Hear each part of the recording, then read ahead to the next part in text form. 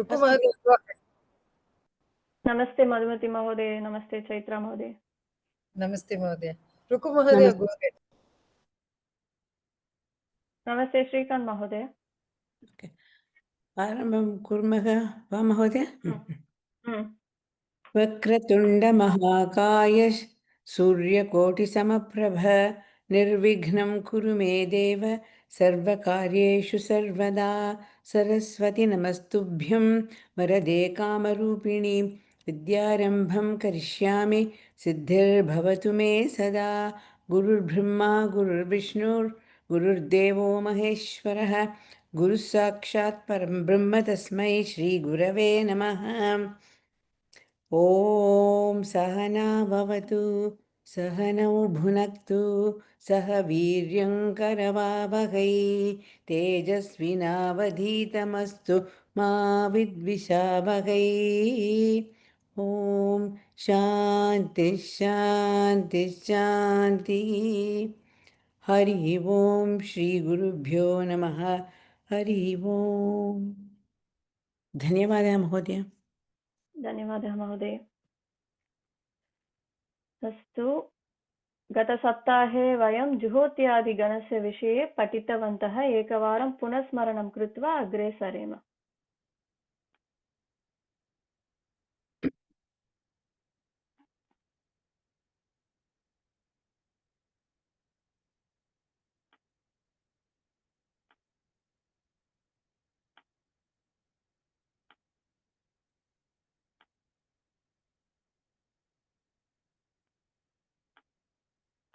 अस्तु, जुहोत्यादिगणः। जुहोत्यादिगणः तृतीयः गणः।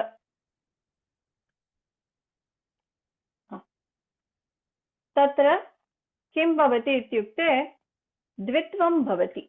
जुहोत्यादिगणे द्वित्वं भवति। एतदेव एतस्य गणस्य वैशिष्ट्यं। द्वित्वम् इत्युक्ते किं? द्वित्वम् इत्युक्ते धातुः द्विवारं भवति। धातुः द्विवारं भवति। अतः उदाहरणार्थं ह्री धातुं स्वीकुर्मः। प्रथमसोपाने धातु द्विवारं भवति। द्वित्वम् इति कारणेन द्विवारं भवति। अतः ह्री ह्री इति। प्रथमः भागः अभ्यासः इति उच्यन्ते। तत्र एव कानिचन अभ्यासकार्याणि भवन्ति। अपरः भागः तत्र उभौ मिलित्वा भागद्वयमपि मिलित्वा उभयस्थम् इति उच्यन्ते। प्रथमभागः अभ्यासः, धातुद्वयमपि मिलित्वा अभ्यस्तम् इति उच्यन्ते। अतः आदौ अभ्यासे एव कार्याणि भवन्ति। यः धातुः प्रथमः अस्ति तत्र एव सर्वाणि कार्याणि भवन्ति, अभ्यासकार्याणि इति उच्यन्ते। अतः प्रथमसोपानं द्वित्वं, तदनन्तरं हलादिः शेषः इत्युक्ते हल् आदिः शेषः। हल् आदिः इत्युक्ते प्रथमः हल् वर्णः। अत्र पश्यन्तु, ह्री इति धातुः, तत्र हकारः अस्ति, रेपः अस्ति, ईकारः अस्ति। व्यञ्जनं हल् वर्णः द्वयमस्ति, हकारः अपि अस्ति, रेपः अपि अस्ति। किन्तु हलादिः शेषः इत्यनेन केवलं प्रथमः हल् वर्णः स्वीकरणीयं। तदेव तत्र तिष्ठति। रेपः अपगच्छति, इट् जस्ट् वानिशस्। अतः केवलं हकारः तत्र अवशिष्यते, रेपस्य लोपः भवति। अतः हकारः एव तत्र तिष्ठति। तदनन्तरं प्रथम अच् वर्णः अपि स्वीकरणीयम्। सूत्रे तत्र न उक्तवन्तः अच् वर्णः अपि तत्र अवशिष्यते इति, किन्तु अस्माभिः अवगन्तव्यं तत्र अच् वर्णस्य लोपस्य विषये अपि किमपि नास्ति। अतः अस्माभिः अवगन्तव्यं तत्र प्रथमः अच् वर्णः अपि तत्र स्वीकरणीयम् इति। अतः प्रथमः हल् वर्णः, प्रथमः अच् वर्णः एव तत्र अवशिष्यते, रेपस्य लोपः भवति।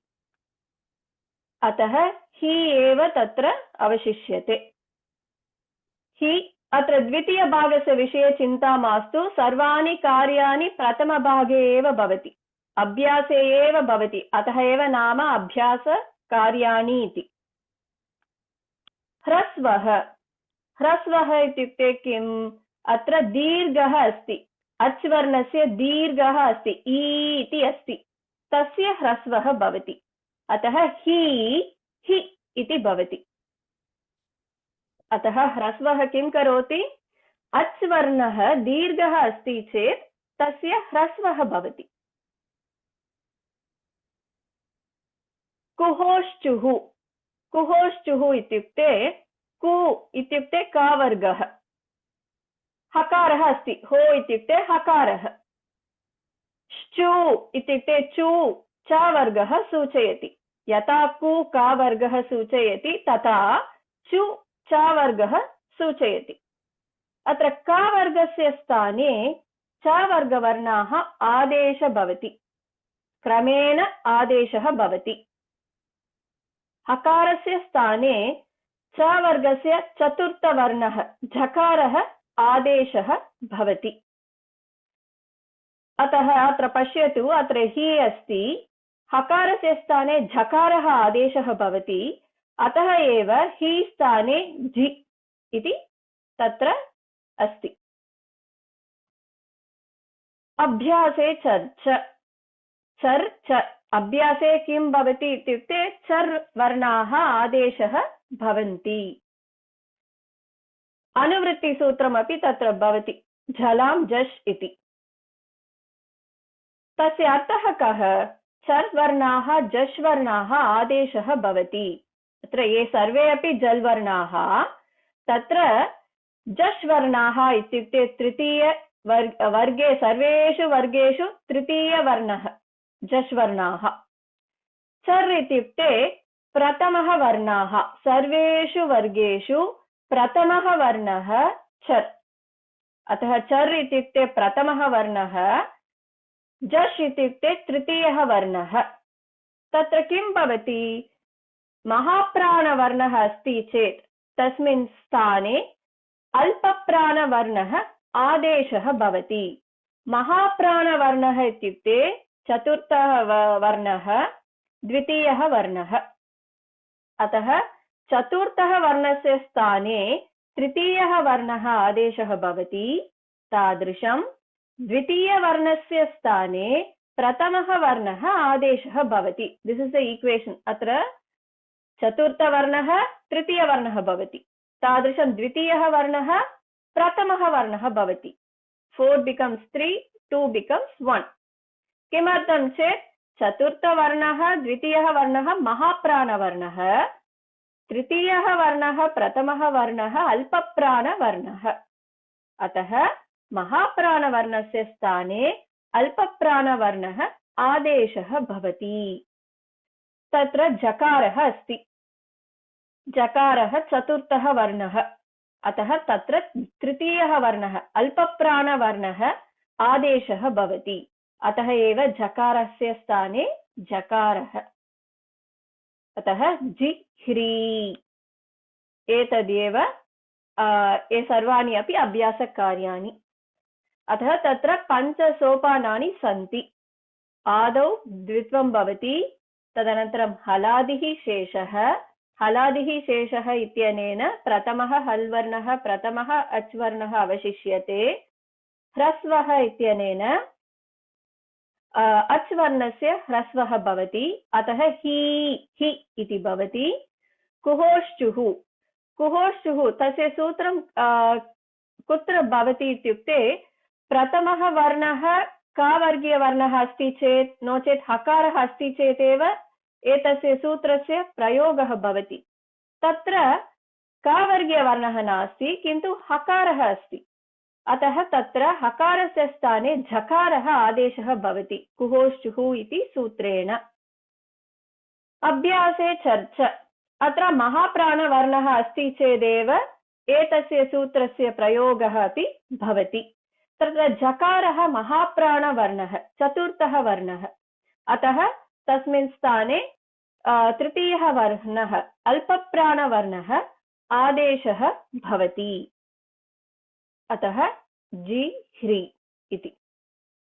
किमपि संशयः अस्ति वा? किमपि संशयः अस्ति चेत् पृच्छन्तु। महोदय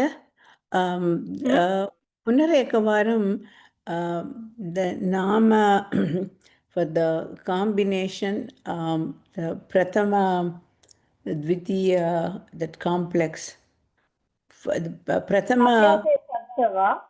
no you said two names abhyasah iti prathama अक्षरः द्वितीय combination प्रथमा अधिकं द्वितीय वर्ण अभ्यस्तम्। अभ्यस्तम् ओके धन्यवादः। अस्तु अग्रे सरेम वा?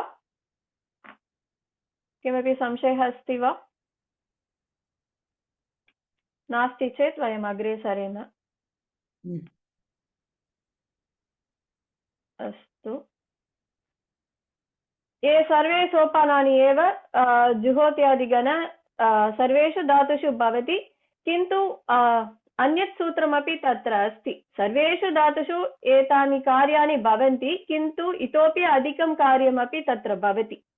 किन्तु सामान्य अभ्यासकार्याणि इत्युक्ते एतदेव, एतानि एव अभ्यासकार्याणि। एतत् सर्वं स्मरन्ति चेत् सन्नन्तः किञ्चित् सरलः भवति। Bhagini, the third statement, Dirgha becomes Hrasva. Is there any other technical word like Adhivriddhi, it becomes Akara, becomes Akara, like that? Here, Dirgha becoming... No. केवलं ह्रस्वः। अत्र स्मरन्तु, ह्रस्वः इत्युक्ते अच् वर्णस्य भवति, दीर्घः ह्रस्वः भवति। अभ्यासे चर्च तत्र व्यञ्जनस्य कार्यं भवति, महाप्राणवर्णः अल्पप्राणवर्णः भवति। अतः एकः सूत्रम् अच् वर्णस्य विषये, एकं सूत्रं व्यञ्जनविषये, तादृशं स्मरन्तु। इदानीं एतत् कार्याणि सर्वाणि भूत्वा, अतः प्रथमः भागस्य विषयः समाप्तम्, अभ्यासकार्याणि समाप्तम्। इदानीं द्वितीयद्वातौ किं भवति इति पश्यामः। तत्र इदानीं ह्री इति द्वितीयधातुः अपि तत्र द्वित्वेन ह्री इति अस्ति। तस्य गुणः भवति, गुणकार्यं भवति। अतः ह्री ह्रे इति भवति। ईकारस्य स्थाने एकारः आदेशः भवति, गुणकार्यम्। अतः अन्तिमवर्णः इकारः वा ईकारः वा उकारः वा ऊकारः वा ऋकारः वा ऋकारः वा एतादृशम् अस्ति चेत् तत्र गुणकार्यं भवति। तादृशम् अजन्ते एतादृशं भवन्ति, तादृशं हलन्ते कुत्र भवति गुणकार्यं? कोऽपि वक्तुं शक्नोति वा? उपधायाम्। उपधायां भवति। उपधावर्णः ह्रस्व इकारः, ह्रस्व उकारः, ह्रस्व ऋकारः अस्ति चेत् तत्रापि गुणकार्यं भवति। एषः धातुः अजन्तधातुः, अच् अन्तः, अतः तत्र ईकारः अन्ते अस्ति, तत्र गुणकार्येण ह्री ह्रे इति भवति। तदनन्तरं तिङ् प्रत्ययः ति योजयित्वा जिह्रेति इति भवति। जिह्रेति इत्युक्ते to be shy, to be ashamed इति अर्थः। अतः एतदेव समीकरणम्, एतदेव सर्वेषु गणेषु एतदेव समीकरणं। धातुः योगः विकरणप्रत्ययः, योगः तिङ् प्रत्ययः। किन्तु जुहोत्यादिगणे विकरणप्रत्ययः नास्ति, तस्य लोपः भवति। यथा अदादिगणे विकरणप्रत्ययस्य लोपः भवति, तादृशं तत्रापि विकरणप्रत्ययस्य लोपः भवति, किन्तु तत्र द्वित्वम् अभ्यासकार्याणि एते सर्वे भवन्ति। अत्र विकरणप्रत्ययस्य लोपेन तत्र गुणकार्यमपि भवति। यद्यपि तत्र विकरणप्रत्ययस्य लोपः भवति, तथापि तत्र तस्य प्रभावः अस्ति एव। प्रभावः किम् इत्युक्ते गुणकार्यम्। अतः ह्री जिह्रे एतादृशं भवति। तदनन्तरं केवलं तिङ् प्रत्ययः ति योजयित्वा जिह्रेति इति भवति। अभ्यासं कुर्मः वा? प्रयत्नं कुर्वन्तु। रुकुमहोदय, भवती करोति वा आदौ? महोदय। की धातुः द्वित्वं सो की इति भवति। देन् हलादिशेषः सो द्वितीय अक्षरं हलन्त अपि च अच्वर्णस्य लोपः भवति। हलादिशेषः तत्र तस्य प्रयोगः एव न भवति। किमर्थं? केवलम् एकः एव हल्वर्णः अस्ति। कदा हलादिशेषः भवति? यदा व्यञ्जनद्वयं त्रयम् अस्ति चेदेव तस्य सूत्रस्य प्रयोगः भवति। तत्र केवलम् एकः एव हल्वर्णः अस्ति। तृतीयसोपानम् अपि न भवति। ओके, and then चतुर्थसोपानं कुहोश्चुः का स्थाने चकारः भवति क्रमेण। प्रथमः वर्णः काकारः, प्रथमः वर्णः, अतः प्रथमः च वर्णः आदेशः भवति। सम्यक्। and then अभ्यासे चर्च इति सूत्रेण द्वितीय वर्ण इकारस्य गुणः भवति। चिखे इति अभ्यासे चर्च कार्यं किमपि नास्ति, अतः समाप्तम् अभ्यासकार्याणि सर्वं। द्वितीयधातौ द्वितीयधातुः की अस्ति, तत्र गुणकार्यं भवति, अतः चिके इति भवति। चिके ति इति प्रत्ययस्य योजनेन चिकेति। चिकेति चिकेति इत्युक्ते जानाति इति अर्थः। अवगच्छति, जानाति। अस्तु। चतुर्थसोपाने अभ्यासे चर्च इति कः भवति? तत् अभ्यासे चर्चना चर्चा। वदतु। वाट् हेपन्स् तत्र? महाप्राणवर्णः अस्ति चेत् महाप्राणः इत्युक्ते चतुर्थवर्णः द्वितीयः वर्णः, किन्तु तत्र चकारः प्रथमः वर्णः अल्पप्राणवर्णः एव तत्र अस्ति। अतः अभ्यासे चर्च इति सूत्रस्य प्रयोगः अपि तत्र नास्ति। अस्तु मधुमति महोदय, भवती सम्यक् महोदय, रुक्मिणी महोदय सम्यक्। भवती प्रयत्नं करोति वा? So पहला प्रथम सोपानं द्वित्वं। So भी हलादिशेषः does not apply. ह्रस्वः will become भी। कुहोश्चुः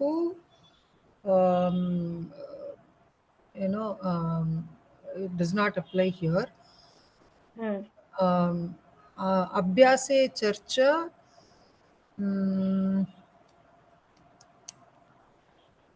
अभ्यासे चर्चा also does not apply here. Then guna karyam bhi bhe, and then बकारः महाप्राणवर्णः वा? आम्, चतुर्थः वर्णः वा? अतः बकारः भवति। then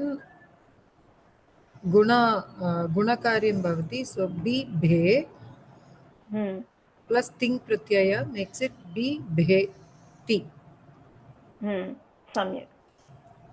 बिभेति इत्युक्ते to fear, to be afraid इति अर्थः. राजशेखर महोदय, भवान् प्रयत्नं करोति वा? Don't know, madam. ओके, चिन्ता मास्तु.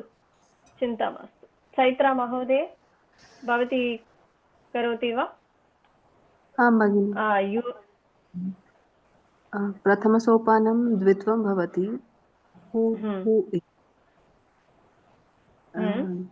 Second one will not apply there. Haladisheshah. Third one will also be not there. अस्तु, सम्यक्. अनन्तरं कुहोश्चुः इति सूत्रेण झकारः तिष्ठति, झु इति भवति. झुः and झलां झषः इति सूत्रेण जुहु इति भवति. अल्पप्राणजकारः तिष्ठति तत्र. अनन्तरं गुणकार्यं भवति तत्र, होति इति भवति. जुहोति इति भवति. जुहोति. जुहोति इत्युक्ते टु साक्रिफैस्, टु ईट् इति अर्थः. सम्यक्. अस्तु महोदय, हलादिशेषः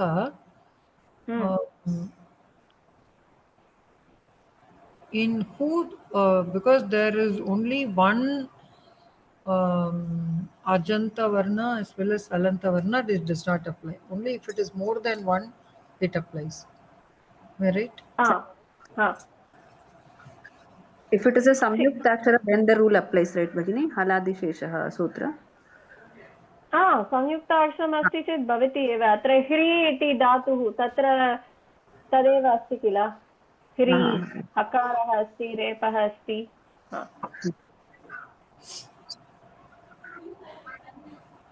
अस्तु, इदानीं विभूति महोदय, भवान् प्रयत्नं करोति वा?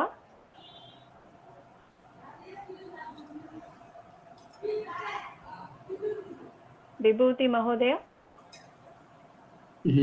भवान् प्रयत्नं करोति वा? न शक्नोमि. चिन्ता मास्तु महोदय, चिन्ता मास्तु, केवलं पृष्टवती तावदेव. अस्तु, श्रीनिवासन महोदय, भवान् करोति वा? प्रयत्नं करोति वा? अत्र सोपानि सर्वे. अहमपि न जानामि. अस्तु, चिन्ता मास्तु. हरिणी महोदय, भवती? अहं प्रयत्नं करोमि वा? प्रयत्नं करोतु. अत्र अहं सोपानानि सर्वं दर्शयामि, अतः चिन्ता मास्तु. हाकारः. ओके, हाकारः द्वित्वं हलादिशेषः नास्ति. ह्रस्वम् आगच्छति चेत् कुहोश्चु इत्युक्ते झ भवति. सम्यक्. झः अभ्यासे झ भवति. सो झः गुणकार्यं न जानामि. अत्र गुणकार्यस्य अवकाशः एव नास्ति. किमर्थं चेत् तत्र इकारः ईकारः नास्ति, उकारः ऊकारः नास्ति, ऋकारः ऋकारः नास्ति. अतः तत्र गुणकार्यस्य अवकाशः एव नास्ति. अतः केवलं तिङ् प्रत्ययः योजनीयं, जहाति. अस्तु. अस्य अर्थं महोदय, because this one similar sounds. जहाति इत्युक्ते त्यजति. To abandon, to leave इत्यर्थः. श्रीकान्त् महोदय, भवान् प्रयत्नं करोति वा? न जानामि भगिनि। अस्तु महोदय, चिन्ता मास्तु।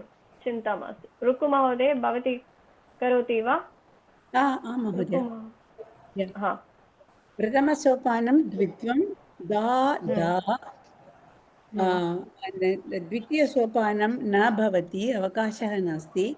तृतीयसोपानं ह्रस्वः प्रथमवर्णे, सो द दा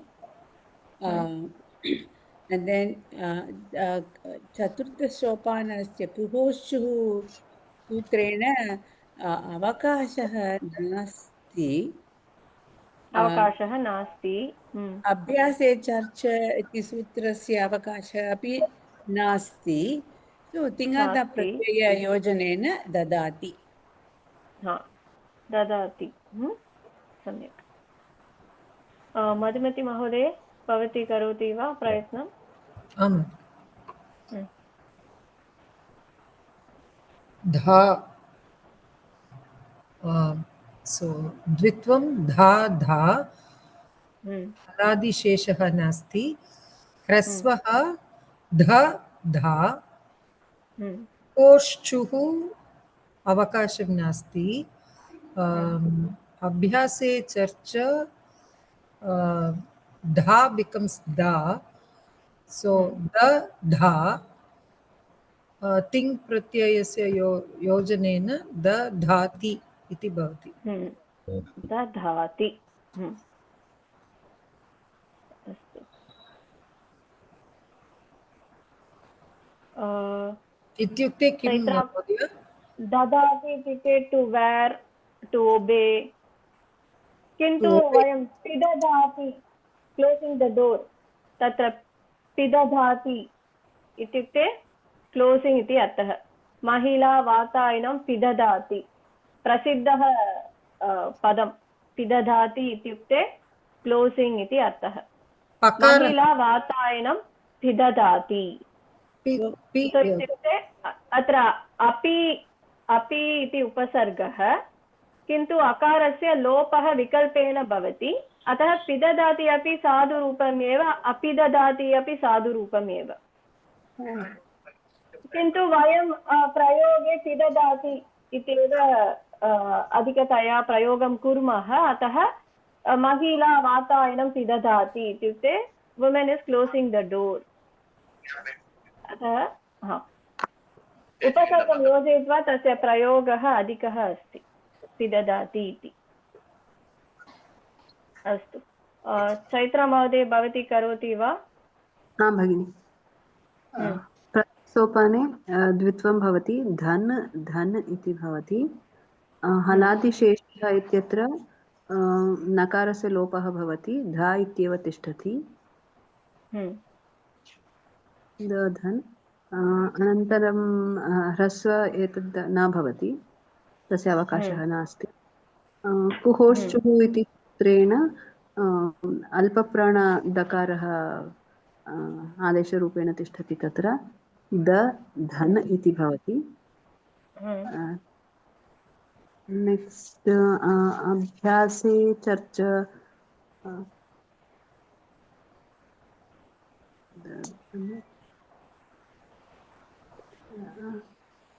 धन् इति भवति, अल्पप्राणद्वारा तिष्ठति। धन् तिङ् प्रत्यययोजनेन दधन्ति इति भवति वा? हा, ददन्ति इति भवति। अर्थः भगिनि? टु प्रोड्यूस् क्राप् इति अर्थः। कृषकः ददन्ति इत्युक्ते कृषकः is producing the farmer is producing the crops, तस्मिन् अर्थे भवति। ददन्ति, वाट् आर् द लट्लकार रूपाणि महोदय? लट्लकार रूपाणि कानि? ददाति, दत्तः, ददति, तादृशमेव सर्वे अपि। ओके। एतत् पूर्वमेव बहुवचनरूपं दृश्यते अत्र, दधन्ति इति। That is the sutram there. आम् आम् अस्तु हरिणि महोदय भवती करोति वा आम् प्रयत्नं करोमि सो जन् जन् देन् हलादिशेषः जन् देन् ह्रस्व न भवति ह्रस्व एव कुहोश्चुः कुहोश्चुः न भवति अभ्यासे चर्चः अपि न भवति सो जन् सो जजन्ति जजन्ति जजन्ति इत्युक्ते टु क्रियेट् इति अर्थः okay why this the dhan is not there? किं महोदय I'm considering this jana and dhana is both, but abhyase charcha, the dhana is coming at dhana, but in jana it is not coming. Why? because it's अल्पप्राणवर्णः किल जकारः third letter Okay. झकारः अस्ति चेत् तृतीयवर्णः आदेशः भवति तत्र जकारः एव तृतीयः वर्णः अल्पप्राणवर्णः अतः Okay. अस्तु इदानीं रुकु महोदय भवती करोति वा Hree is the one we did, Mahodaya. Hree, Lajjai, अपि पूर्वं कृतवन्तः वा कृतवन्तः. अभ्यासं भवति अतः अस्तु चिन्ता मास्तु तत्र सर्वाणि सोपानि सन्ति किल सोपानानि ह्री धातौ एव सर्वाणि सोपानानि सन्ति अस्तु चिन्ता मास्तु किमपि हू धातु करोति हू अपि वयं कृतवन्तः एव कृतवन्तः भगिनी पुनः वदतु अर्थं जिह्रेति कृतवन्तः. जुहोति वा न जिह्रेति ह्री धातुः to be ashamed to feel shy okay and jajanti to create janayati तादृश अर्थः जनयति धातोः जनयति इति पदस्य धातुः अपि जन एव क्षुरादिगणः and then there is one more jana dhatu, it's some other gana, right? समान अर्थे केवलं एकस्मिन् गणे एव न भवति समानार्थे अन्येषु गणेषु अपि भवति यथा कर्षति कृषति द्वयमपि अर्थे समानमेव किल तादृशम् Jajanti, never heard that word, but that's okay. It's something new to learn every day. 3 times a day. अस्तु just to add on to what she just asked, can the same dhatu be part of 2 ganas? Same dhatu meaning Mahodaya? No, what she just asked, for example, Jan. Here it is, we are talking about the Juhoti Gana. Can it, the same dhatu, can it be also part of a different Gana also? Yeah. It can be, is it? Yes. Okay.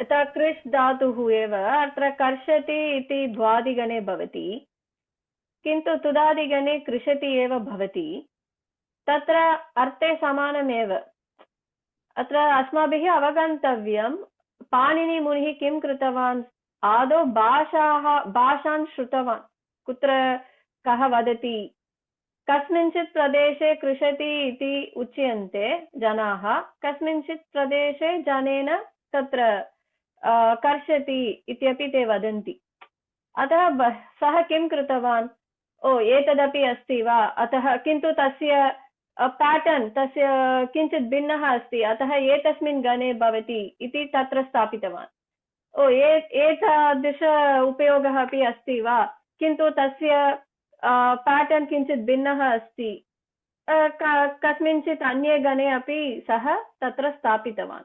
अतः तत्र कृष् धातुः कर्षति कृषति forming इत्येव अर्थः, किन्तु भ्वादिगणे अत्र गुणकार्यं भवति इति कारणेन कर्षति इति भवति। तुदादिगणे केवलं कृषति इत्येव भवति, तत्र गुणकार्यं न भवति, अतः कृष् कृ एव, अतः कृषति, किन्तु अर्थः समानः एव। कस्मिंश्चित् प्रदेशे जनाः कर्षति इति वदन्ति, कस्मिंश्चित् प्रदेशे कृषन्ति इति वदन्ति, अतः एव एतादृश धातुः बहवः तत्र सन्ति। अस्माकं भ्रमः एव भवति। अभ्यासं कृत्वा आगच्छति भगिनी, चिन्ता मास्तु।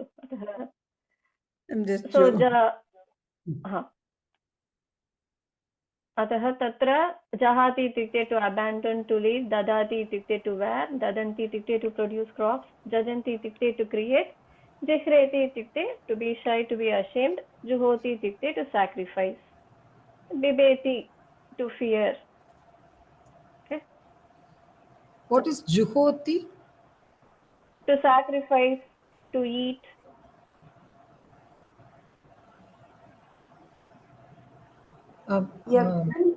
एकवारं किं महोदय? जुहोति इत्यस्य यज्ञं याग तस्यापि तस्मिन् अर्थे एव भवति। Bhagini, dadhati is to wear, to obey. Dadanti to produce crops. So dadhati is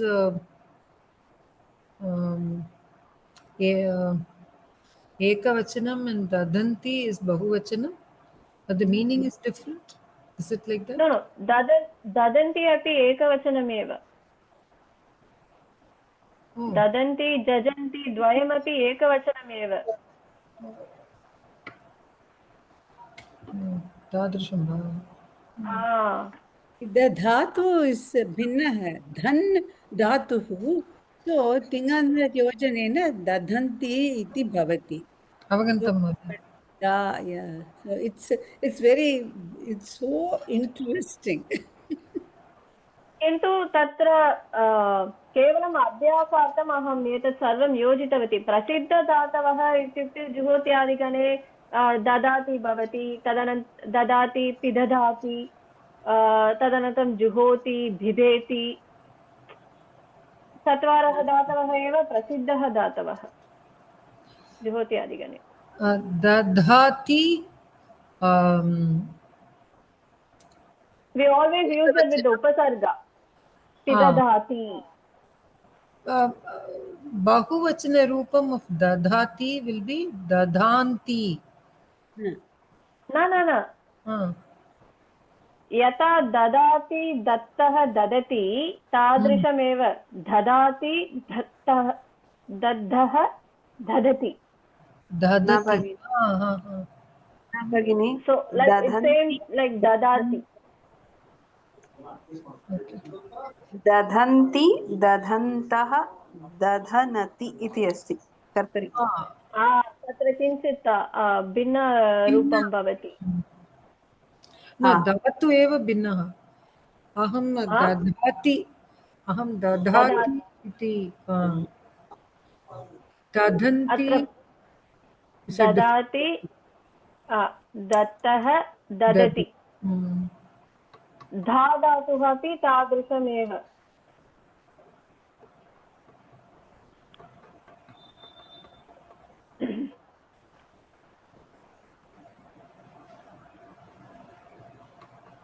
दधाति धत्तः ददति।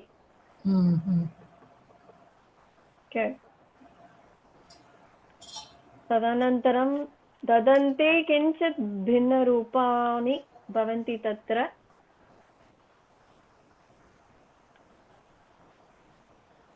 ददन्ति ददन्तः ददनति, तत्र नति इति भवति। अत्र जुहोत्यादिगणे प्रथमपुरुष बहुवचने इन् इति न भवति। यथा पट् धातौ पठन्ति, खाद् खादन्ति, तत्र केवलम् अति इत्येव अन्ते श्रूयते, अन्ति इति न भवति जुहोत्यादिगणे बहुवचने। प्रथमपुरुष बहुवचने अन्ति न भवति, अति एव भवति, अन्ते श्रूयते।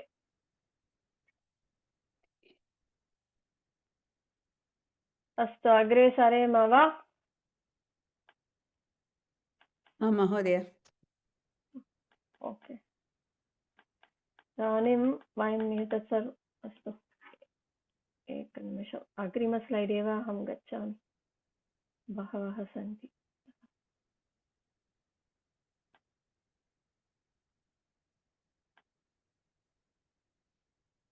एतदपि अभ्यासः एव।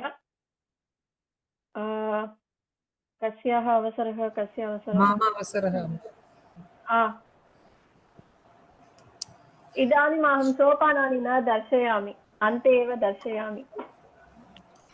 Dish, so dish, haladi shesha,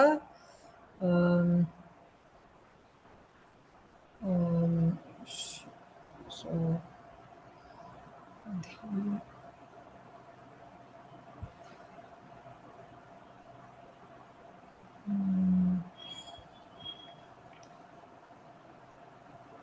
प्रथमः हल् वर्णः, प्रथमः अच् वर्णः।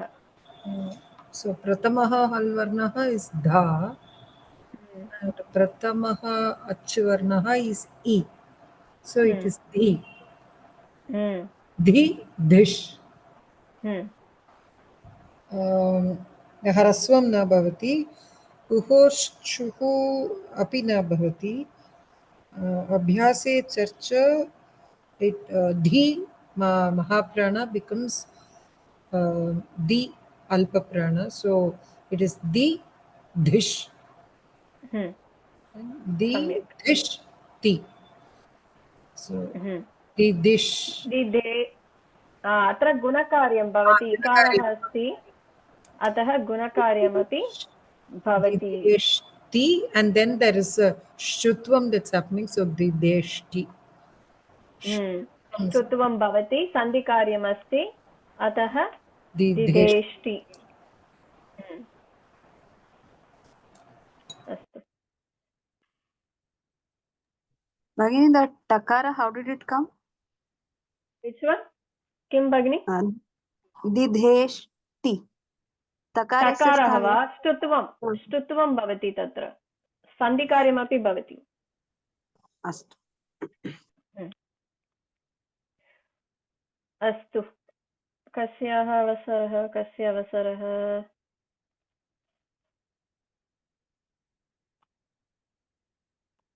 चैत्रा महोदय वा, नो चेत् हरिणी महोदय वा? अहं न स्मरामि। ममैव इति मन्ये भगिनि। अस्तु, वदतु। प्रथमसोपानं द्वित्वं भवति, कि कि इति। Then the next 4 steps are not there. Kiketi iti bhavati, गुणकार्यं भवति। हलादिशेषः नास्ति, अस्तु, ह्रस्वः अपि नास्ति, अभ्यासे चर्चा तदपि नास्ति। कुहोश्चुः अस्ति वा नास्ति वा? कुहोश्चुः ककारस्य स्थाने चकारः तिष्ठति तत्र, चिकेति गुणकार्यं भवति, अनन्तरं चिकेति। अस्तु, सम्यक्। हरि महोदय, भवती प्रयत्नं करोति वा? आम्, द्वित्वं भवति, भस् भस्, देन् हलादिशेषः भवति, भ भस्,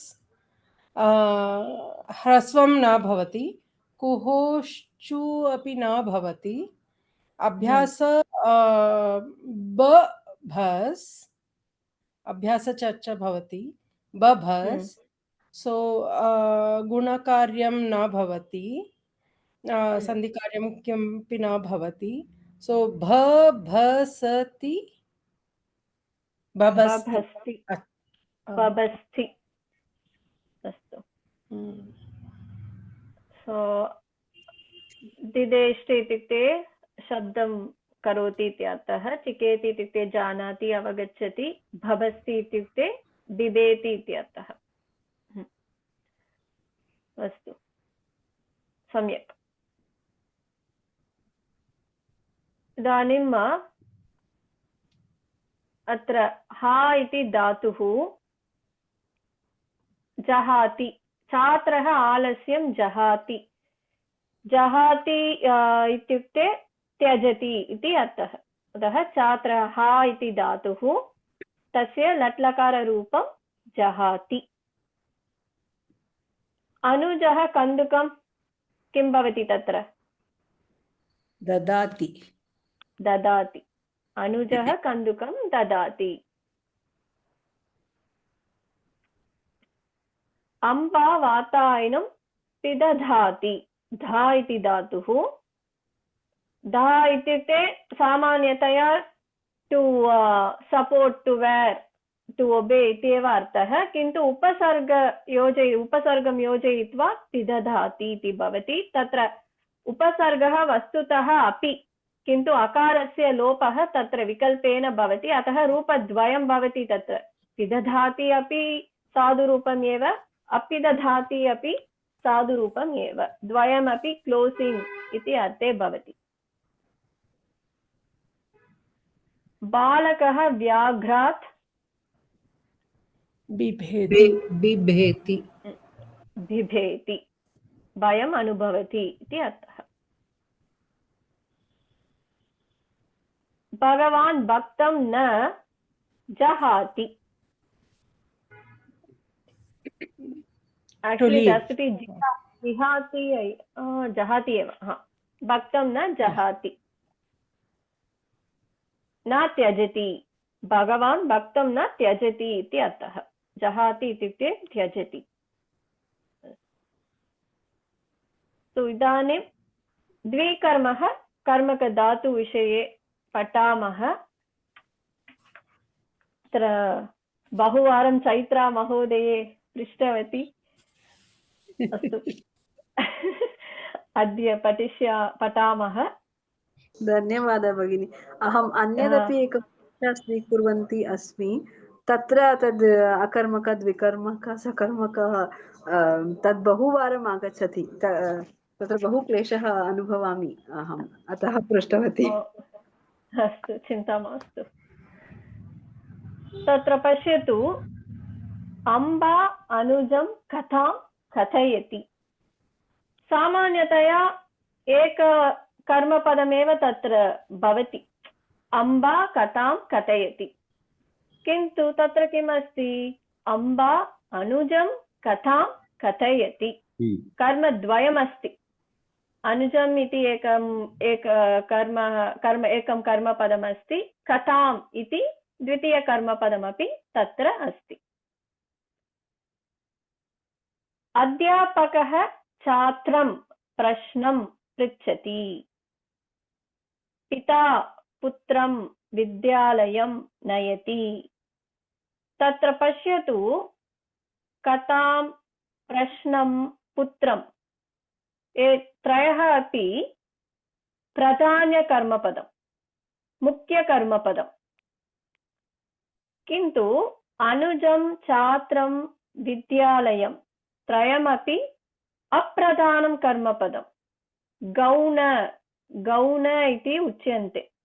अप्रधानकर्मः इत्युक्ते गौणकर्म इति, गौणं कर्म इति उच्यन्ते।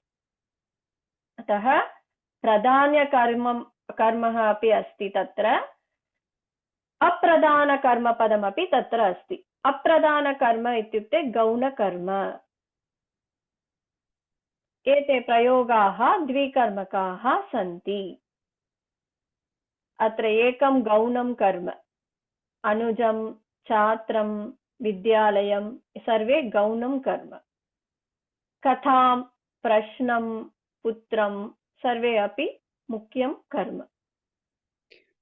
तत्र मुख्यं कर्म इत्युक्ते क्रियया यस्य साक्षात् सम्बन्धः तत् मुख्यं कर्म भवति।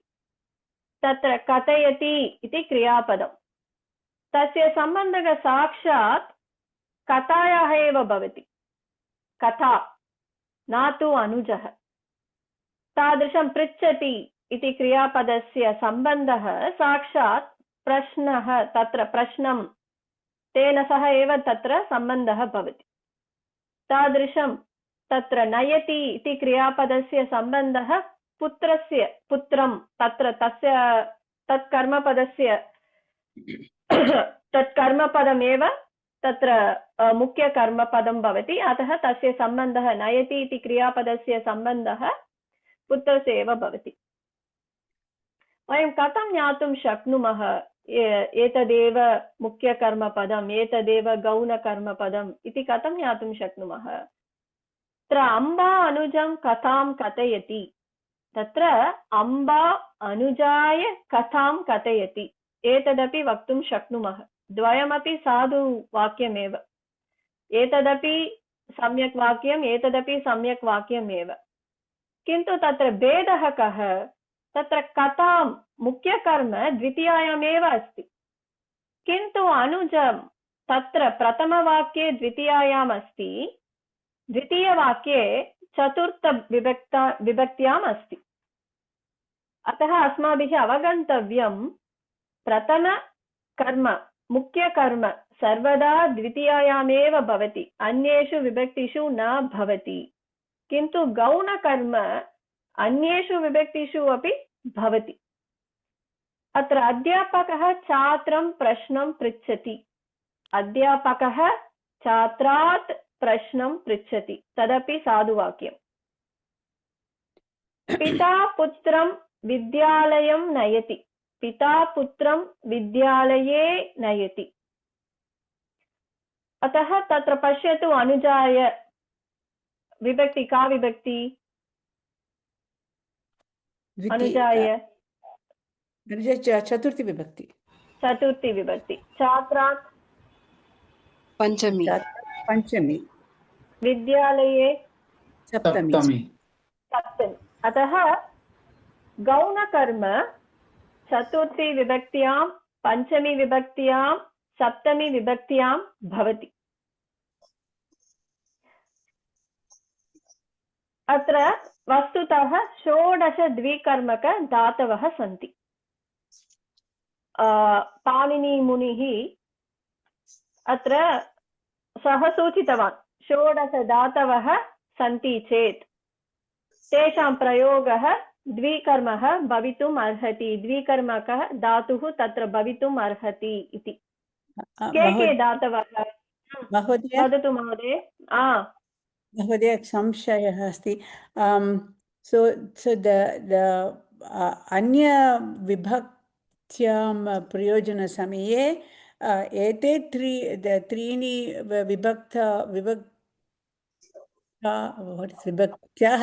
विभक्तयः एव उपयोजितव्यम्। आम् आम्। ओके। चतुर्थी, पञ्चमी, सप्तमी। पाणिनिमुनिः 16 धातवः सः सूचितवान्। एतेषु किमपि धातुः वाक्ये अस्ति चेत् तत्र द्विकर्मक भवितुम् अर्हति, द्विकर्मक धातुः भवितुम् अर्हति। अतः दुह्, याच्, पच्, दण्ड्, रुधि, प्रच्छि, छि, भ्रू, शासु, जी, मत्, मुष्। कर्मयुक् स्यात् कथितम्।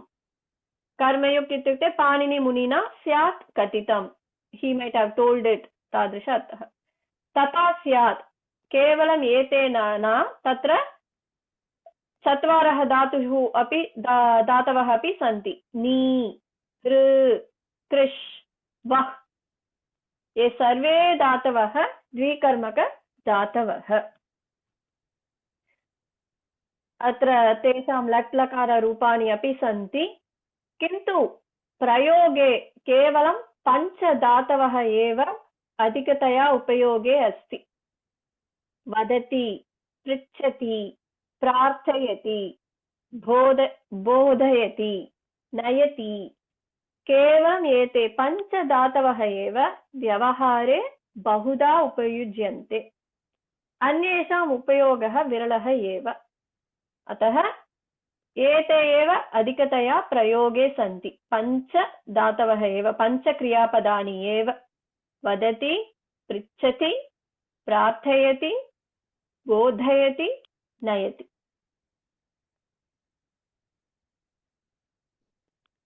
अत्र वदति, पृच्छति समानार्थमेव, किञ्चित् समानार्थः एव भवति।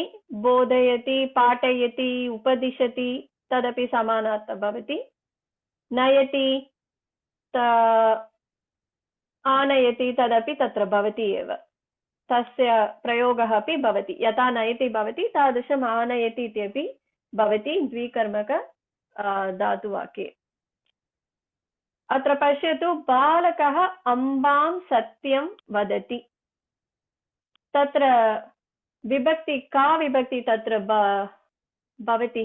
कोऽपि ऊहं कर्तुं शक्नोति वा? तृतीया विभक्ति अम्बाय। अम्बं द्वितीय विभक्ति अम्बां तत्र you have only three choices. अम्बाय, पञ्चमी, अम्बाया, सप्तमी।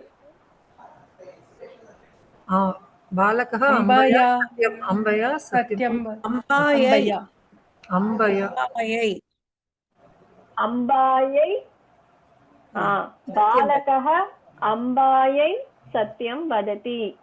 तदपि साधुवाक्यमेव। अहं तत्र न दर्शयामि, अहं केवलं पृच्छामि, सर्वे वदन्तु। अध्यापकः छात्रं प्रश्नं पृच्छति। छात्राय प्रश्नं पृच्छति। No, you have to understand, like the teacher is asking the question from the student. छात्रात् प्रश्नं पृच्छति।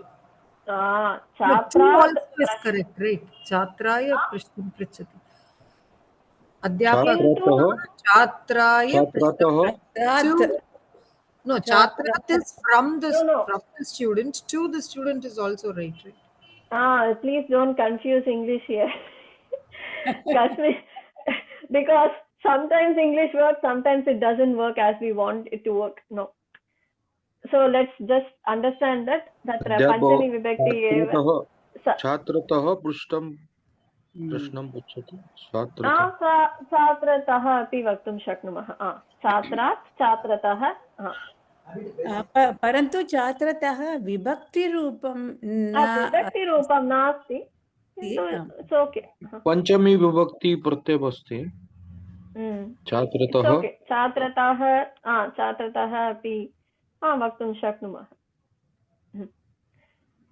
दरिद्रः बालकं फलं प्रार्थयति।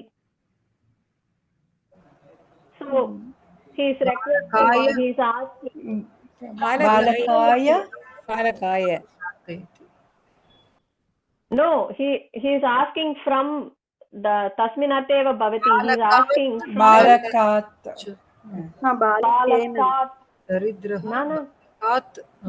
बालकेन तृतीया न भवति तत्र, केवलं त्रि विभक्ति सन्ति। बालकात्, दरिद्रः बालकात् फलं प्रार्थयति। गुरुः शिष्यं धर्मं बोधयति। Now Chaturthi comes to place.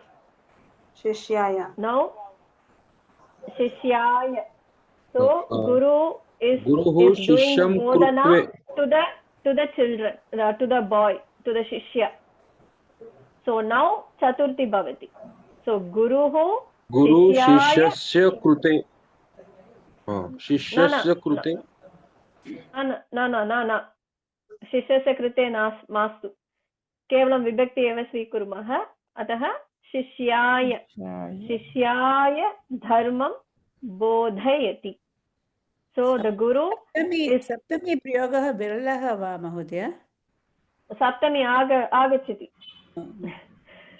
आगच्छति।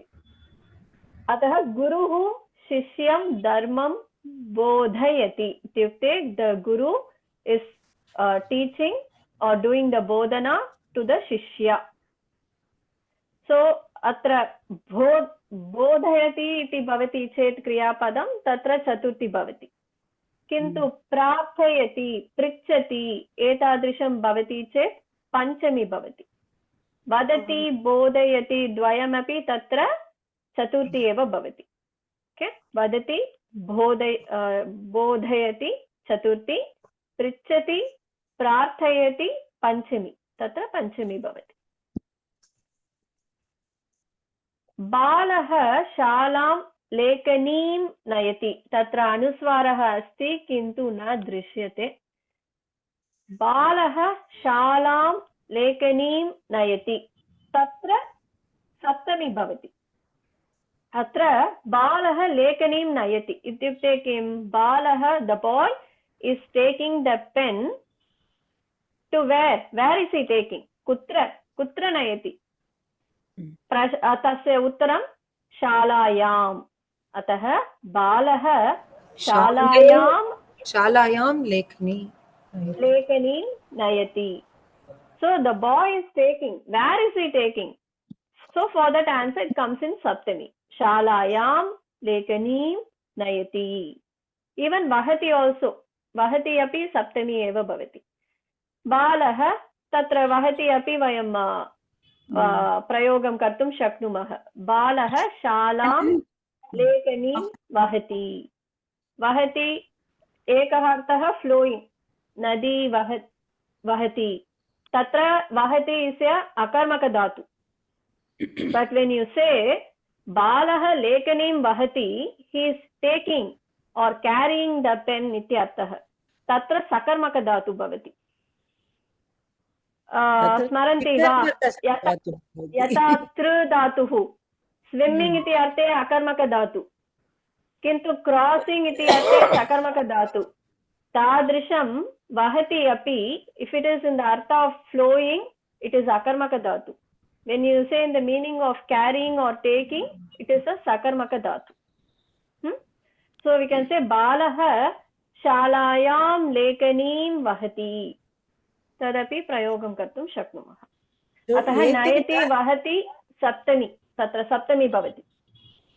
सो महोदय, एते धातवः अपि द्विकर्मकः इति। ओके, अस्तु। नो तृ धातुः तृ धातुः नास्ति, क्षम्यतां, तृ धातुः नास्ति। अहं केवलं तत्र सकर्मक अकर्मक तत्र तस्य कारणेन एव तृ धातुः तत्र न भवति, द्विकर्मक धातुः नास्ति, किन्तु वहति द्विकर्मक धातुः।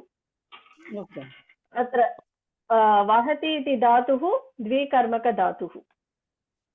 अत्र पश्यतु, तत्र वह इति अस्ति किल, वहति। वहति इति द्विकर्मक धातुः, तृ नास्ति।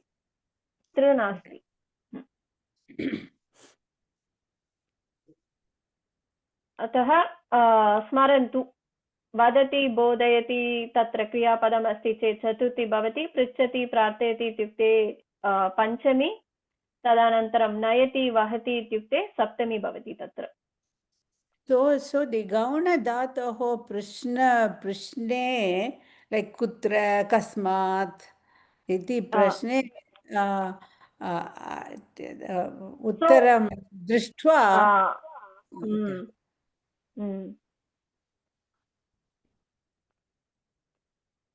अतः तत्रापि कानिचन उदाहरणानि सन्ति। पिता मानवकाय धर्मं ब्रूते, तत्र पिता मानवकं धर्मं ब्रूते। So मानवकाय तत्र मानवकम् इति भवति। अतः ब्रूते, वदति, बोधयति सर्वे अपि चतुर्थी। समानार्थधातुः वटुः वृक्षात् फलानि अवचिनोति, इत्युक्ते the vatuhu is plucking the fruits from the tree. तत्रापि वृक्षात् तत्र द्विकर्मक अतः वृक्षम् इति भवति. वामनः बलेः वसुधां याचते. So Vamanaha, he is asking for the earth from Bali Maharaja. Balam Vasudham. Bali Hayata Harihi Tasya Panchami Harehe Tadrisham Balihi Balehe. So Vamanaha Balim Vasudham Yachate. Krishikah Grame Ajam Nayati. कृषिकः ग्रामम् अजां नयति. भृत्यः द्रव्यं विपण्यां वहति. भृत्यः द्रव्यं विपणीं वहति. तत्रापि अनुस्वारः अस्ति किन्तु न दृश्यते.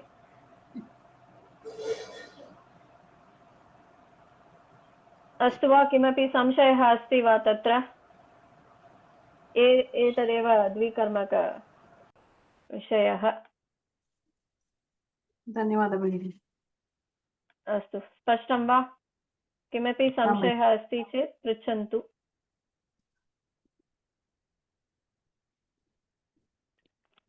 अस्तु, अद्य सनादिप्रत्ययः किञ्चित् वयं पठामः. केवलं तत्र परिचयं कुर्मः.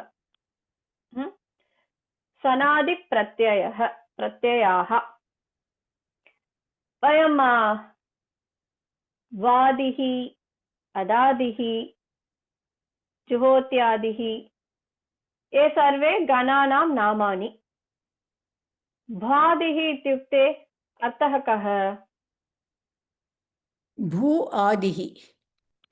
तत्र भू इति धातुः आदौ अस्ति. प्रथमः धातुः अस्ति तस्मिन् गणे. किन्तु आदिः इत्युक्ते इत्यादयः तत्र तदपि भू आदिः. आदौ भू धातुः भवति, तदनन्तरं किमपि अन्ये धातवः अपि तस्मिन् गणे अस्ति इति अस्माभिः अवगन्तव्यं. यथा भू धातुः अस्ति तादृशम् अन्ये धातवः अपि तस्मिन् गणे अस्ति. अदादिः तत्रापि तादृशमेव. अद् इति धातुः प्रथमः धातुः आदौ भवति, किन्तु तत्र अन्ये धातवः अपि तत्र सन्ति. तादृशं सनादिप्रत्ययाः इत्युक्ते, सनादि इत्युक्ते सन् इति प्रत्ययः आदौ प्रथमः धातुः भवति. कुत्र? सनादिप्रकरणे.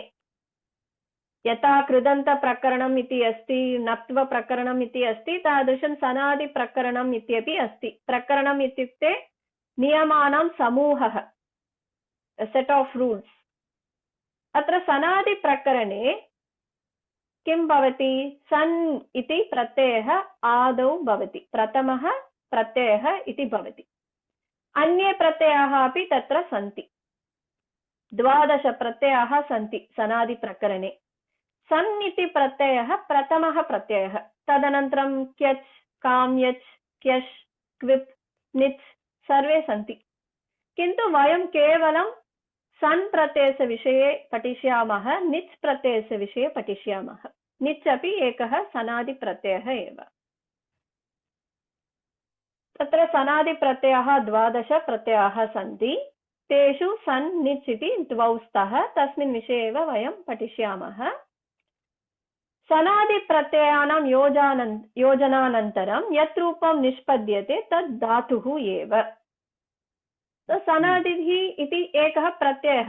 यथा तवतु, त्वा, तुमुन् ये सर्वे प्रत्ययाः, तादृशं सन् इत्यपि सन् इत्यपि एकः प्रत्ययः अस्ति. सनादिः सन् इत्यस्य सन्नन्तः, तत्र सन् एव प्रत्ययः. सो सनादिप्रत्ययाः ये 12 प्रत्ययाः योजयित्वा किं सिद्ध्यति इत्युक्ते धातुः एव सिद्ध्यति. नूतन धातुः सिद्ध्यति.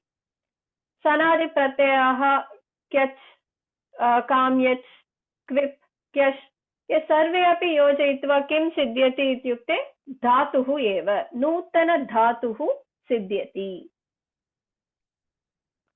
Oh, is that for Atra- all the sanadi dhata pratyayanaam yojane? Dhatava eva.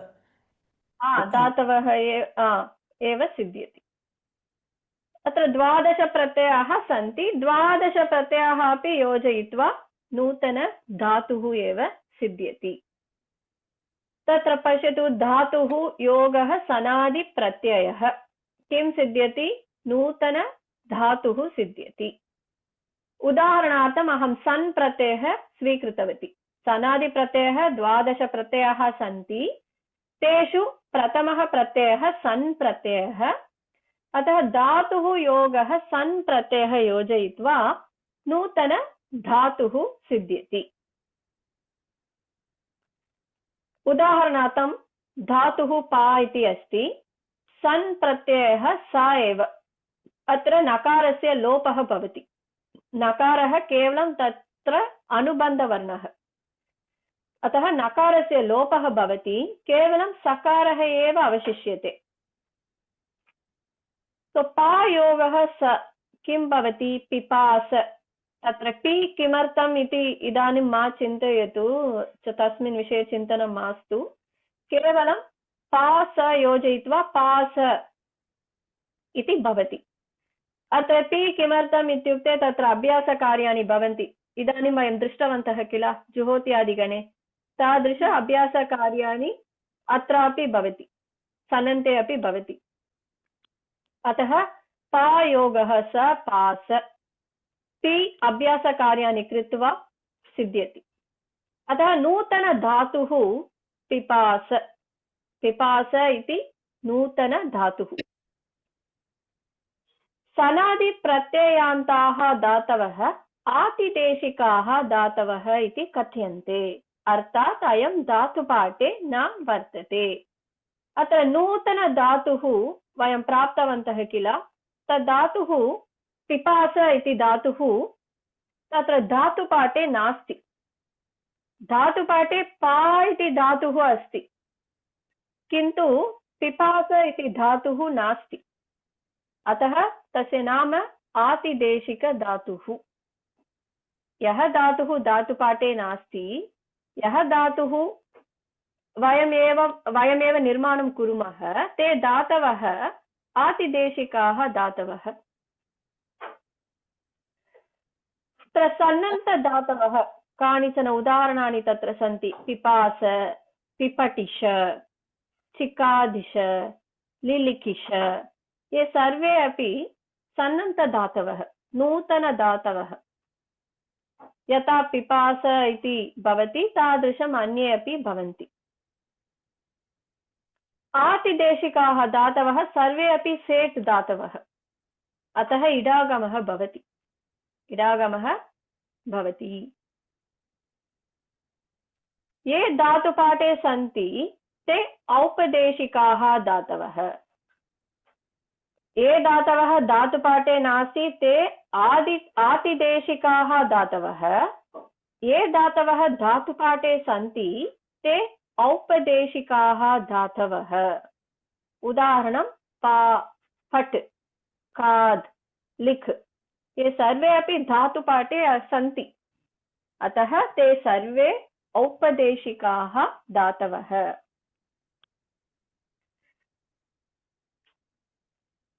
औपदेशिकाः धातवः त्रिविधाः सन्ति। क्षम्यताम्।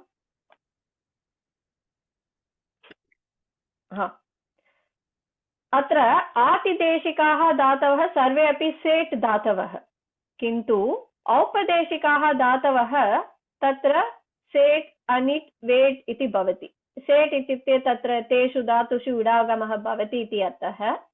अनिट् इत्युक्ते तेषु धातुषु इडागमः न भवति इति अर्थः। वेट् इत्युक्ते तत्र इडागमः विकल्पेन भवति, विकल्पेन भवति। अतः एतदेव स्मरन्तु, तत्र आतिदेशिकधातवः सर्वे अपि सेट् धातवः। किमपि संशयः अस्ति वा? किमपि संशयः अस्ति चेत् पृच्छन्तु। पदविषये आत्मनेपद परस्मैपदविषये तस्मिन् विषये इदानीं चिन्तनं मास्तु। वयम् Oh, आदौ okay. वयं तस्मिन् विषये अनन्तरं पश्यामः, किन्तु इदानीं जानन्तु तत्र आतिदेशिकाः धातवः इत्युक्ते नूतनधातवः इति, ते सर्वे अपि सेट् धातवः इति। So सर्वे आदिदेशिकधातवः अपि नीलेश महोदयस्य अष्टाध्यायी.com सन्ति। इडागमः इत्युक्ते किम्? अत्र तवतु पठितवान्, तत्र टी, तत्र टकारः इकारः अस्ति। तदनन्तरं स पठितः, तत्रापि इडागमः अस्ति, टकारः इकारः पठितः। तदनन्तरं तुमुन् पठितुं, त्वा पठित्वा, तव्यत् पठितव्यं, तत्र सर्वत्र इडागमः अस्ति।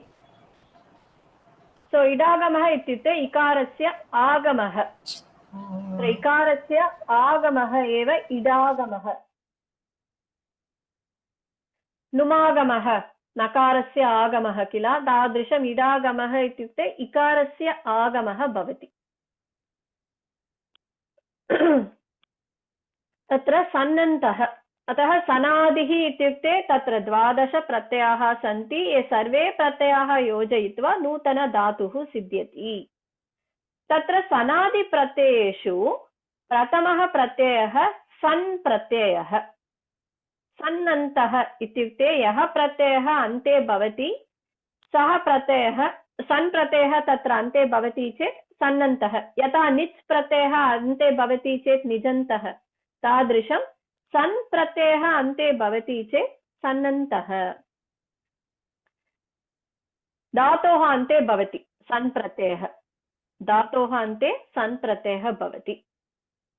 सनादिप्रत्ययेषु प्रथमः प्रत्ययः सन् प्रत्ययः। सन् प्रत्ययः यस्य शब्दस्य अन्ते भवति सः सन्नन्तः। सन् प्रत्ययः किं बोधयति? इच्छार्थकः, इच्छा अर्थकः, इच्छार्थकः इत्युक्ते किम्? उदाहरणम् अनन्तरं पश्यामः। इच्छा इत्युक्ते अहं पठितुम् इच्छामि, अहं खादितुम् इच्छामि, तो इच्छां बोधयति। तत्र इच्छार्थकः इत्युक्ते इच्छा विषये तत्र सूचयति, बोधयति।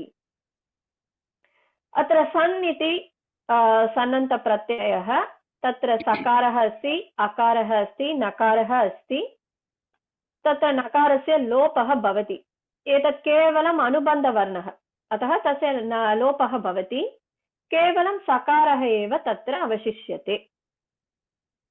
किन्तु रूपेषु सकारः अपि श्रूयते, कस्मिंश्चित् धातुषु शकारः अपि श्रूयते। वयं पूर्वं दृष्टवन्तः पिपास, तत्र सकारः अस्ति, किन्तु पिपटिष तत्र शकारः अस्ति। अतः केषुचित् धातुषु सकारः भवति, केषुचित् धातुषु सकारस्य आदेशः भवति, तस्मिन् स्थाने शकारः आदेशः भवति।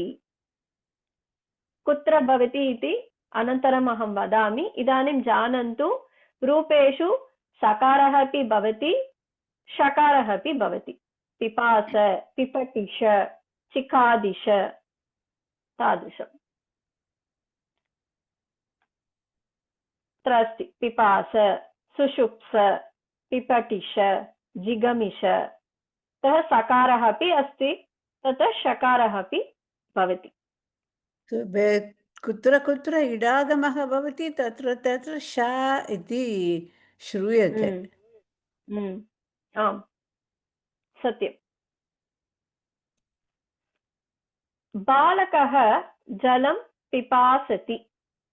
पिपास इति धातुः, तस्य लट्लकाररूपं पिपासति, क्रियापदं पिपासति। पिपासत, पिपास इति नूतनसन्नन्त धातुः, आतिदेशिकधातुः, अर्थात् अयं धातुपाठे न वर्तते। पायोगः स पिपास। अयं सन् प्रत्ययस्य योजनेन सिद्धः। अत्र सकारः सन् प्रत्ययः, तस्य योजनेन पिपास इति भवति। आदौ वयं लट्लकाररूपं, सामान्य लट्लकाररूपं पश्यामः। पा इति धातुः, तस्य लट्लकाररूपं पिबति।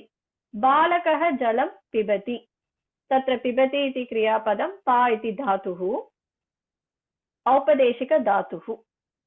किन्तु बालकः जलं पिपासति, तत्र अस्य वाक्यस्य अर्थः बालकः जलं पातुम् इच्छति। पिपासति इत्युक्ते पातुम् इच्छति इति अर्थः। अतः वयं बालकः जलं पातुम् इच्छति इत्यपि वक्तुं शक्नुमः, नो चेत् बालकः जलं पिपासति इत्यपि वक्तुं शक्नुमः। द्वयमपि साधुः एव। तादृशं बालिका फलं बुभुक्षति। बालिका फलं भोक्तुम् इच्छति। बुभुक्षति इत्यस्य अर्थः भोक्तुम् इच्छति, सा खादितुम् इच्छति, तादृश अर्थः। एकनिमिषम्। छात्रः इतिहासं पिपठिष्यति इत्युक्ते, पिपठिष्यति इत्युक्ते पठितुम् इच्छति। छात्रः इतिहासं पठितुम् इच्छति। अतः पिपासति इत्युक्ते पातुम् इच्छति, बुभुक्षति इत्युक्ते भोक्तुम् इच्छति, पिपठिष्यति इत्युक्ते पठितुम् इच्छति इति अर्थः। वयं उदाहरणार्थं वदामि। अहम् इदानीमेव संस्कृतपठनम् आरम्भं कृतवती इति चिन्तयतु। अहं वक्तुम् इच्छामि सः पठति इति, किन्तु अहं पठति इति क्रियापदं न जानामि। अतः तस्मिन् समये अहं किं करोमि?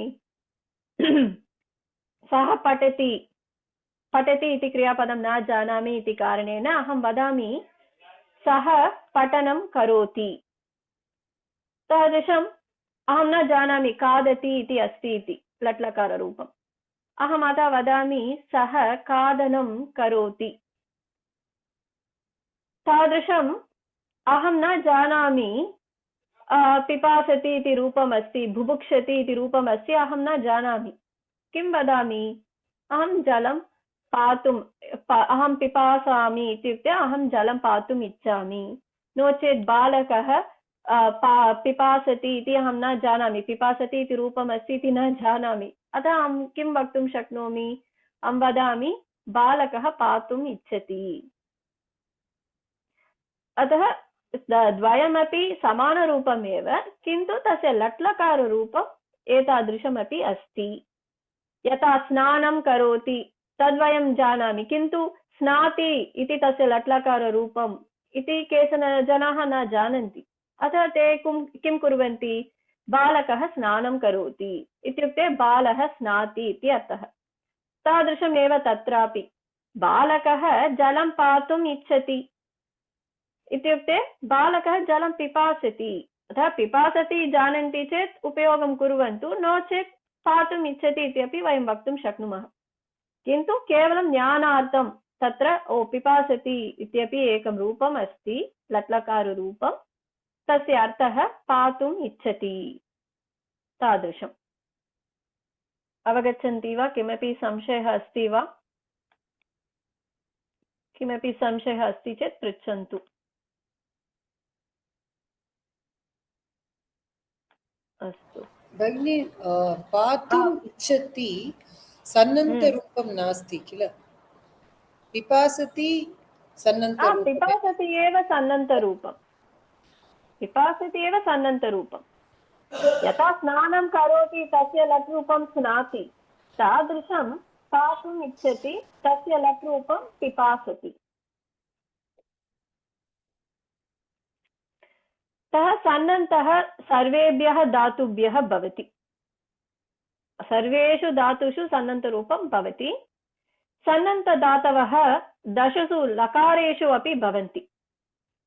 सर्वेषु लकारेषु, यथा पट् इति धातुः सर्वेषु लकारेषु तस्य रूपाणि सन्ति, तादृशं पिपास इति धातोः रूपाणि अपि सर्वेषु लकारेषु सन्ति। कर्तरि कर्मणि कृदन्तरूपाणि अपि भवन्ति तत्र। यदा इट् आगमः भवति तदा सन् प्रत्ययः सकारः षकारः इति भवति। तत्र यत्र यत्र इकारस्य आगमः अस्ति तत्र सर्वत्र सकारः षकारः इति भवति। सनान्तधातुः वादिगणस्य धातुः इव तस्य लट् लोट् लङ् विधिलिङ् च भवति। अत्र वादिगणे विकरणप्रत्ययः अकारः, तत्रापि विकरणप्रत्ययः अकारः। वादिगणे यथा भवति तादृशमेव तत्रापि भवति। यत्र पठति पठतः पठन्ति तादृशं पिपठिष्यति पिपठिष्यतः पिपठिष्यन्ति। लोट् रूपमपि अस्ति, पिपठिष्यतु पठतु तादृशं पिपठिष्यतु। यथा अपठत् तादृशम् अपिपठिष्यत्। यथा पठेत् तादृशं पिपठिषेत्। अतः सर्वेषु लकारेषु तस्य रूपाणि भवन्ति। अत्र यथा पठति पठतः पठन्ति तादृशमेव पिपठिष्यति पिपठिष्यतः पिपठिष्यन्ति पिपठिष्यसि पिपठिष्यतः पिपठिष्यथ पिपठिष्यामि पिपठिष्यावः पिपठिष्यामः। सर्वाणि रूपाणि सन्ति। सर्वे अकारान्तः एव वा? सर्वे धातवः सन्नन्तधातवः अकारान्तः एव? अकारान्त एव? अकारान्तः एव। ओके। तत्र सकारः एव सन् प्रत्ययः किल। सकारः लकाररूपं स्मरणं सुलभमेव। आम्। अस्तु, अत्र एव स्थगयामः। किमपि संशयः अस्ति चेत् पृच्छन्तु, नो चेत् प्रार्थनाश्लोकम् उक्त्वा समापयामः। संशयः अस्ति वा? किमपि संशयः अस्ति चेत् पृच्छन्तु। महोदय, कथं किमर्थं द लट् लोट् लङ् विधिलिङ् रूपाणि एव विशिष्टरूपेण दृश्यन्ते तत्र? विशिष्टरूपम् इत्युक्ते specially you have written there, किमर्थं? तत्र लकाररूपाणि वा? Just only why those four? न सामान्यतया वयम् एते लकाररूपाणि जानीमः किल, अतः एव तदेव अहं स्वीकृतवती। अन्ये लकारेषु अपि भवन्ति, तत्र ऋट् लकारे लिट् लकारे सर्वम् अस्ति, किन्तु अहं सामान्यतया वयं प्रयोगे एतदेव कुर्मः किल, अतः एव केवलं लट् लोट् लङ् विधिलिङ् तत्र दर्शितवती। किन्तु अत्र अष्टाध्यायी तत्र सर्वे सन्ति, सर्वाणि रूपाणि सन्ति।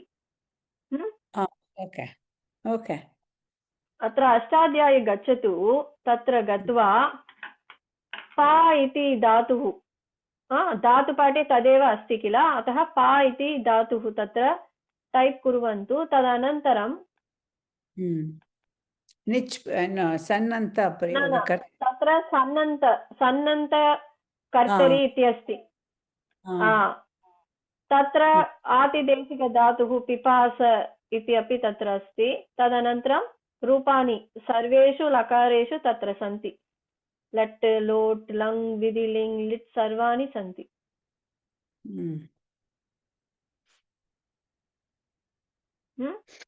तत्र गत्वा पश्यन्तु किं किम् अस्ति इति पश्यन्तु।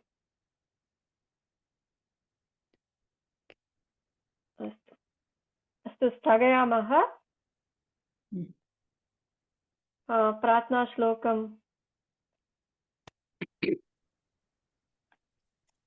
अहं करोमि महोदय। अस्तु। सर्वे भवन्तु सुखिनः, सर्वे सन्तु निरामयाः, सर्वे भद्राणि पश्यन्तु, मा कश्चित् दुःखभाग् भवेत्। ॐ शान्ति शान्ति शान्तिः। धन्यवादः महोदय। धन्यवादः। धन्यवादः। धन्यवादः Bye-bye. महोदय। शुभरात्रि। धन्यवादः. Thank you.